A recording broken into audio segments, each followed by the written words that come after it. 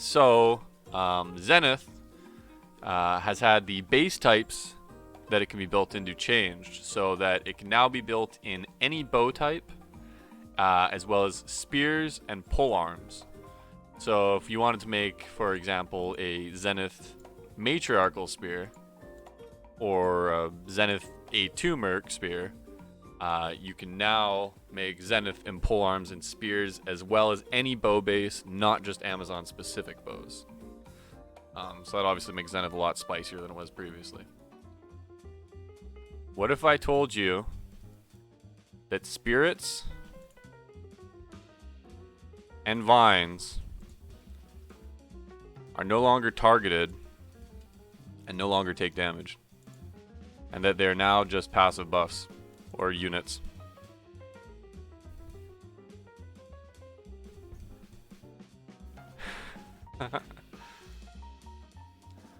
So what we actually did is we changed it so that the first time you save Anya in Hell mode, she actually provides you with a random tier 1 white map. So every time you complete Anya in Hell mode, you'll now get your class specific item, and you'll get one random white tier 1 map. So this one is called, currently it's called Royal Crypts.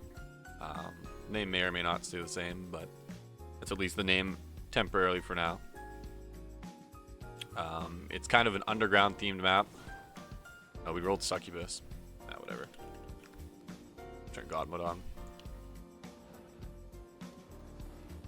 Why are these guys in here actually? Right here. See, monsters have +% of physical damage as extra. Those conversion mods were all broken apparently. Apparently they've been broken through the entirety of PD2. So this is one that I like a lot. I don't know if you guys can see what I'm doing here, but I'm clicking on a mob with move only, right? So move only will now actually only target the ground. So for previously, like, I don't know if you guys remember, sometimes you'd like click on a mob and you'd stop moving with move only, or it wouldn't target the place you're trying to target. Move only now moves exactly where your mouse is, and even if you click on a mob, it'll move to where is recharge charges in PvP arenas.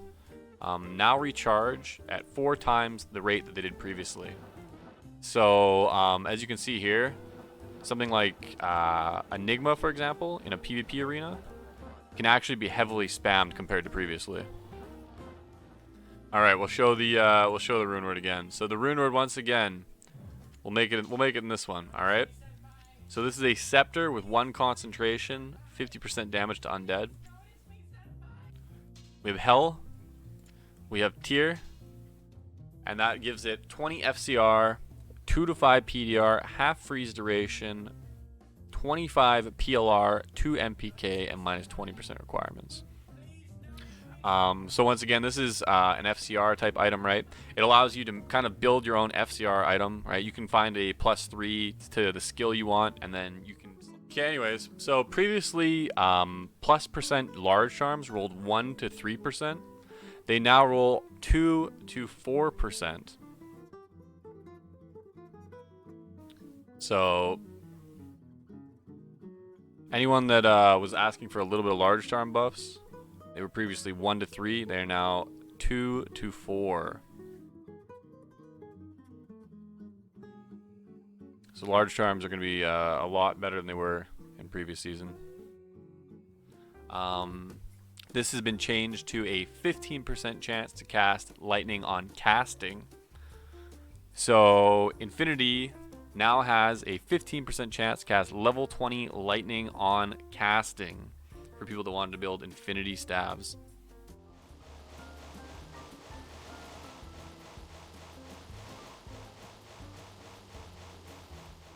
So this new map, or dungeon rather, is called the Sanctuary of Sin. These names might change. They may not. I don't know. This is the name we got right now. So this is a new dungeon. It's a pretty cool dungeon, actually. Very, very unique feeling. Still like very D2-esque, you know? It's kind of like a A4 type dungeon looking area. And it also has this downstairs area called the Black Abyss. So this is the Black Abyss. It's the basement of the Sanctuary of Sin. There's another little boss area. To be honest, in terms of gameplay wise. So if you click on a mob, for example, you'll whirlwind back and forth through the mob, right?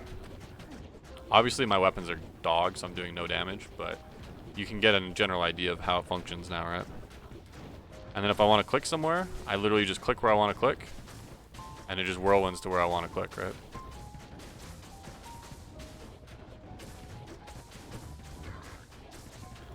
Does also remove potion lock while whirlwinding? Anything's possible. So it doesn't stop a normal attack anymore? No, it doesn't stop a normal attack anymore. As you can see, it's whirlwinding back and forth. Wow, Mang Song's gonna be ridiculous? Yeah, here's Mang Songs in the upcoming season. So the Pierce has been reduced. The Pierce used to roll up to 30 on them. You can see now it rolls only 10 to 20. Whereas previously it could roll upwards of 30.